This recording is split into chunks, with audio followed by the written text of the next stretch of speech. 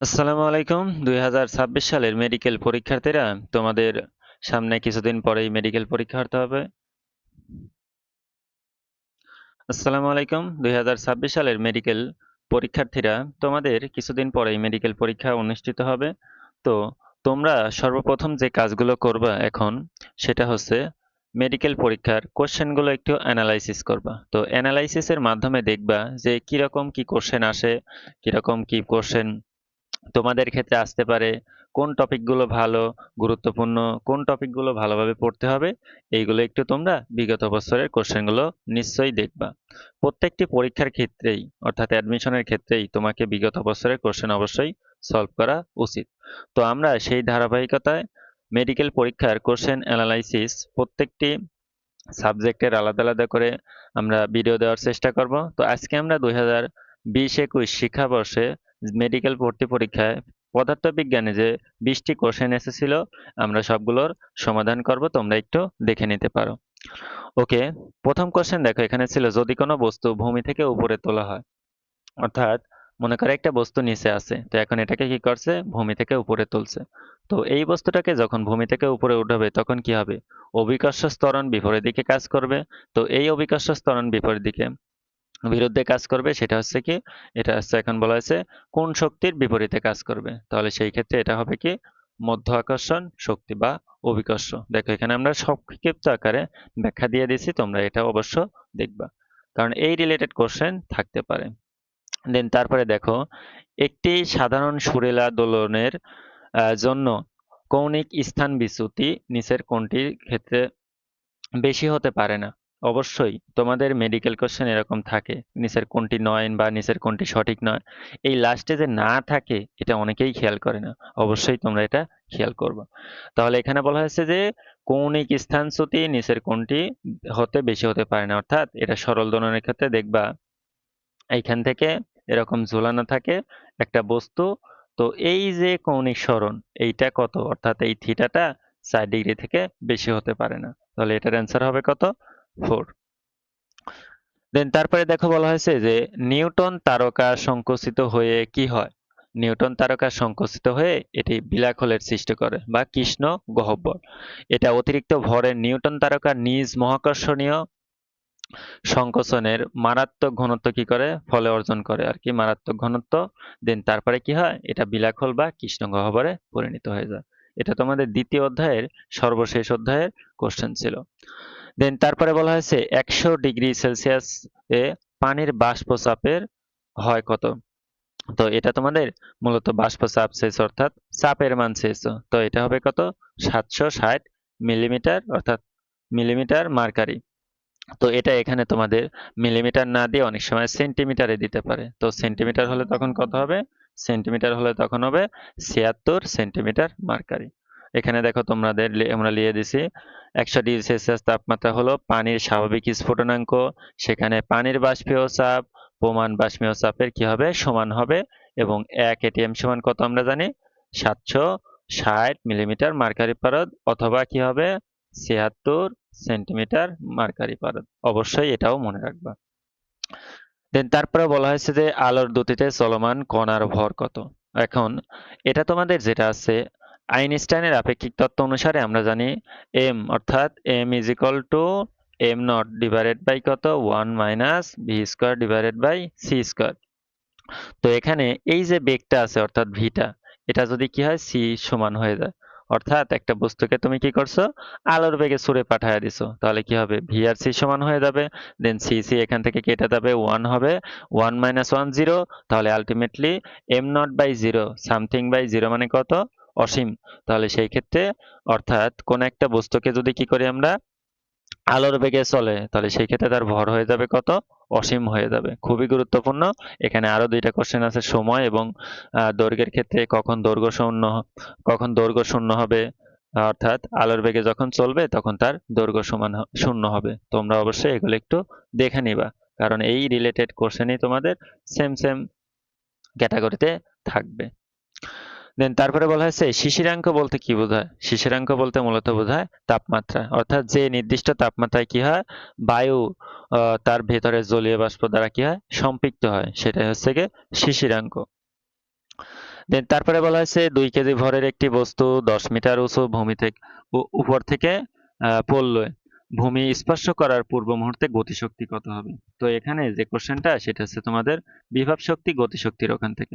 তো কি করা হয়েছে, এইচ হচ্ছে গেছে কত 10 মিটার, দেন এখান থেকে বস্তুটা ফেলে দিছে, তাহলে ভূমিতে স্পর্শ করার পূর্বে মুহূর্তে কোন শক্তি থাকে? গতিশক্তি থাকে। আর বিভব শক্তি কি থাকে? শূন্য। তো এইখানে দেখো, বিভব শক্তি যদি শূন্য হয়, গতিশক্তি সর্বোচ্চ, তো এটা তোমরা কি করতে পারো, যে নিচ থেকে যখন উপরে উঠাই তখন কি হয়, গতিশক্তি জিরো, বিভব শক্তি শূন্য।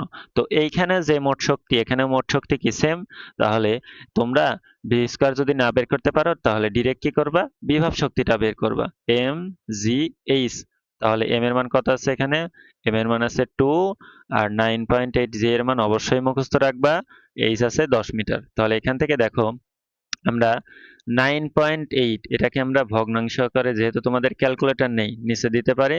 দেন তারপরে দেখো, তাহলে এইটার নিচে আমরা 10 পয়েন্টটা উঠায় দিলাম, তাহলে এই দশ কাটা গেল, তাহলে এই কত থাকে 98, অর্থাৎ 98 ইন্টু 2, তাহলে গুণ করলে কত হয় 196। বাট তোমাদের এখানে যে অপশনগুলো ছিল, এই অপশনগুলোতে এদের মধ্যে অ্যান্সার ছিল না।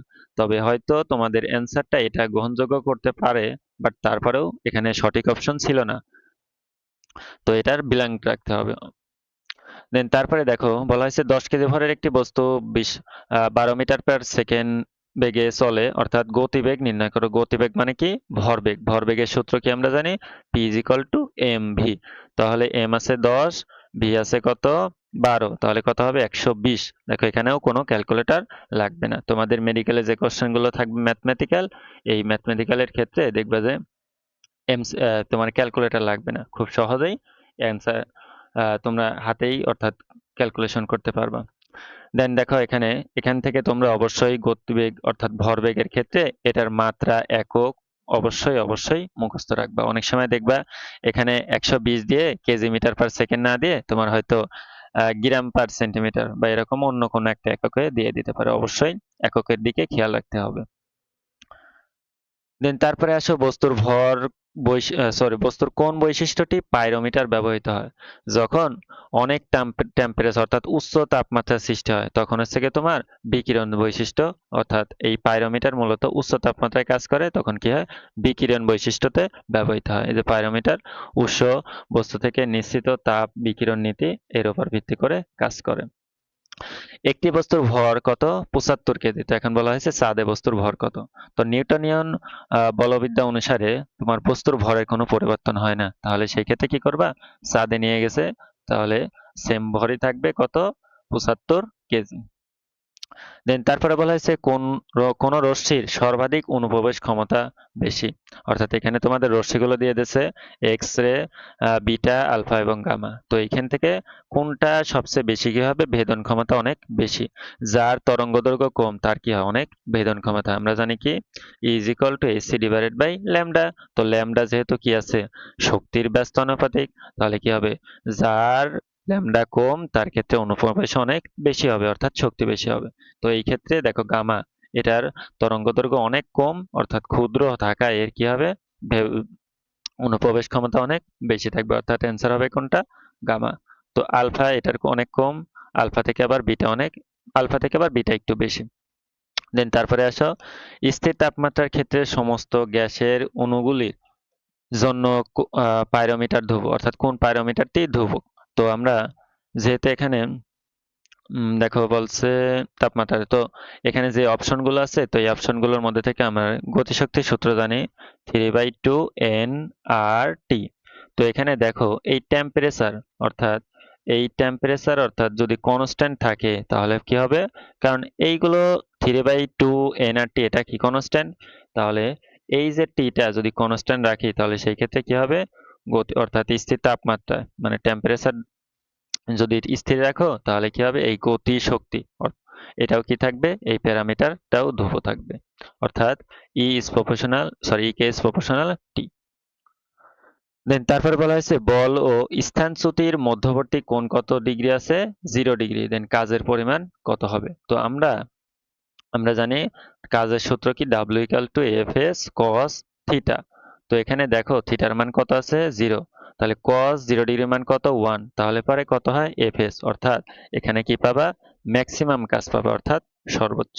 তো এখানে তোমার 0 ডিগ্রিতে দিয়েছে, তো 90 ডিগ্রি দিতে পারে, দেন 180 ডিগ্রি দিতে পারে। 80 90 ডিগ্রিতে কত হবে cos 90 ডিগ্রির মান 0, তাহলে কাজ শূন্য হবে। দেন 180 ডিগ্রিতে দিলে পরে হবে কি এটা মিনিমাম হবে। আর যেটা 0 ডিগ্রি এটা কি হলো ম্যাক্সিমাম। অবশ্যই এই রিলেটেড একটু মনে রাখবা। দেন নিচের কোনটি এসি কে ডিসি তে রূপান্তর করে, অর্থাৎ এসি তে আছে কি করবে এটা ডিসি তে কনভার্ট করবে। যেমন ধরো এরকম আছে, তাহলে এটাকে কি করবে ডিরেক্টে, এটা এসি এটা ডিসি। তো এটা রূপান্তর করা হচ্ছে কি তোমাদের ডায়োড, এই ডায়োডের মাধ্যমে এই এসিটাকে কি ডিসি তে রূপান্তর করা যায়। দেন বলা হয়েছে ধূলি মেঘে কত শতাংশ হাইড্রোজেন থাকে, অর্থাৎ এটা তোমাদের সেকেন্ড পেপারের ছিল যে ধূলি মেঘে 75% কি থাকে হাইড্রোজেন থাকে, অর্থাৎ H2। এটা 75%। দেন এরা এখানে আরো মনে রাখতে পারো যে হিলিয়াম কত পার্সেন্ট থাকে 25% বা 24 এরকম কাছাকাছি ছিল। দেন বলা হয়েছে 15 ওয়াট শক্তি অর্থ কি, অর্থাৎ আমরা ক্ষমতার সূত্র জানি কি যে ওয়াট কার একক, ওয়াট ক্ষমতার একক। এবং ওয়াটের কি এর সাথে সাথে ক্ষমতার আরো একটু মনে রাখবে, সেটা হচ্ছে ক্ষমতার মাত্রা। তোমাদের মেডিকেল কোশ্চেনে অনেক মাত্রা কোশ্চেনটা আসে। তো আমরা ক্ষমতা জানি কি ডাব্লিউ ডিভাইডেড বাই টি। তো এখন এখান থেকে দেখো যে 3 জুল, অর্থাৎ যদি আমাদের এখান থেকে প্রথম অপশন আসে তাহলে 3/5, এটা কি 15 আসবে? নো। দেন তারপরে আছে কত 1/15, এটাও আসবে না। দেন তারপরে আসো 5/3, এটাও আসবে না 15। তারপরে আছে কত 15/1। তো 15কে 1 দ্বারা ভাগ করলে কত হবে 1ই, তার মানে 15 জুল ওয়ার্ক ইন 1 সেকেন্ড, অর্থাৎ 1 সেকেন্ডে যদি 15 জুল কাজ সম্পন্ন করে তাহলে সেটাই কত হবে 15 ওয়াট। দেন তারপরে দেখো কোন তীব্রতার মাত্রাকে কানের শ্রবণ সীমা বলে। তো এটা হবে তোমাদের 0 ডিগ্রি 0 ডেসিবেল। তো মানুষের কান যে সর্বনিম্ন শব্দ শুনতে পায় সেটা কত, এটার ক্ষমতা অর্থাৎ তীব্রতা 10⁻⁻12 ওয়াট পার মিটার স্কয়ার। তো এটা হচ্ছে গিয়ে সর্বনিম্ন, আমরা জানি লগ আই ডিভাইডেড বাই এই প্রমাণ এটা যাবে, তাহলে পরে সর্বনিম্ন যেটা এটা কাটলে পরে কত হয়ে যাবে 1 সেম সেম, অর্থাৎ 1 লগ 1 এর মান কত, লগ 1 এর মান 0। তো সেই 0 ডেসিবেলই কি শ্রবণ সীমা। দেন তারপরে দেখো স্কেলার কোয়ান্টিটি এবং ম্যাগনিটিউড অফ গ্রেডিয়েন্ট এর মধ্যে সম্পর্ক। তো এটা ইকুয়াল হবে, এটা হচ্ছে তোমাদের ভেক্টর ক্যালকুলাসের অনুসারে গ্রেডিয়েন্টের মান এবং ওই স্কেলারের সর্বাধিক যে পরিবর্তনের হার সেটা পরস্পর কি সমান, অর্থাৎ ইকুয়াল। দেন তারপরে বলা হয়েছে যে একটি 200 ভোল্টকে আমরা ভি দ্বারা প্রকাশ করি এবং ওয়াট এটা হচ্ছে তোমাদের কি দ্বারা প্রকাশ করা হয়, এটা পি দ্বারা প্রকাশ করা হয়। দেন তারপরে বলা হয়েছে এর মধ্য দিয়ে কি পরিমাণ তড়িৎ প্রবাহিত হয়। তো আমরা জানি পি, তাহলে তড়িৎ দেখো তড়িৎ প্রবাহ এটাকে কি দ্বারা প্রকাশ করা হয়, আই দ্বারা প্রকাশ করা হয়। তো আমরা জানি P is equal two V I. এখানে কেন এটা নিয়ে ব্যবহার করলাম, দেখো ভি আছে পি আছে আই আছে, তাহলে পরে এই সম্পর্কের মধ্যে আছে কি P equal to V I, তাহলে ওখান থেকে আমাদের বের করতে হবে আই, তাহলে পি ডিভাইডেড বাই ভি। তো পি এর মান এখানে কত আছে, পি এর মান আছে 40, ভি এর মান আছে 20। তো এখান থেকে দেখো ইজিলি কাটাকাটি করা যায়। দেন এখান থেকে কত হয় 4 দিয়ে কাটতে পারে কত হবে 5, তাহলে 1/5। তো 1/5 মানে কত 0.2, তাহলে এটার অ্যান্সার হবে কত, এটার অ্যান্সার হবে ডি নম্বর। অবশ্যই দেখো অপশনগুলো প্রায় কাছাকাছি থাকে, দাগানোর সময় অবশ্যই অবশ্যই খেয়াল রাখবা। দেন তারপরে বলা হয়েছে সূর্যোদয়ের দিকে 12 মিটার যাওয়ার পরে, দেখো এখন কি আছে এটা আমরা সূর্য অর্থাৎ পূর্ব দিকে যাবে কত মিটার, এটা 12 মিটার। দেন তারপরে কি বলেছে এক ব্যক্তি উত্তর দিকে 5 মিটার, তাহলে উত্তর দিকে যাবে কত মিটার 5 মিটার। দেন তারপরে বলা হয়েছে স্থানচ্যুতি। স্থানচ্যুতি বলতে বোঝায় যে সরণ, অর্থাৎ এটা সরণ কতটুকু হয়েছে। সরণ মানে কি আদি বিন্দু থেকে শেষ বিন্দুর ডিরেক্ট অর্থাৎ দূরত্বটা। তাহলে দেখো এটা কি একটা সমকোণী ত্রিভুজ, তো সমকোণী ত্রিভুজের ক্ষেত্রে কি ব্যবহার করতে হয় অতিভুজ বের করতে পিথাগোরাস। তাহলে এখান থেকে কি করবা 12 স্কয়ার প্লাস 5 স্কয়ার, তাহলে কত হবে 169। তাহলে এখান থেকে হবে কত 13, অর্থাৎ এটার অ্যান্সার ডি নম্বরটা। তো এই ছিল তোমাদের 20টি কোশ্চেন 2020-21 সালের মেডিকেল ভর্তি পরীক্ষায় পদার্থবিজ্ঞান থেকে। তো এই এমসিকিউ গুলো একটু নিজেরা একটু ভালো করে দেখবা এবং এখান থেকে অ্যানালাইসিস করবা যে যে কোশ্চেনগুলো আসার মতো দেখো ছোট ছোট কোশ্চেন আছে এবং যে ম্যাথমেটিক্যাল কোশ্চেন গুলো আছে এগুলো কি খুবই ছোট এবং হাতেই ক্যালকুলেশন করা সম্ভব। তো এরকম এমসিকিউ পেতে আমাদের ফেসবুক পেজকে একটু ফলো করে রাখবা এবং ইউটিউব চ্যানেলকে সাবস্ক্রাইব করে রাখবা। আশা করি তোমাদের পদার্থবিজ্ঞান বা রসায়ন পরীক্ষার এমসিকিউ গুলো আমরা ধারাবাহিকভাবে আলোচনা করব এবং অ্যানালাইসিস করে তোমাদেরকে বলে দেব কোন টাইপের কোশ্চেন গুলো তোমাদের 2026 সালের মেডিকেল ভর্তি পরীক্ষায় আসতে পারে।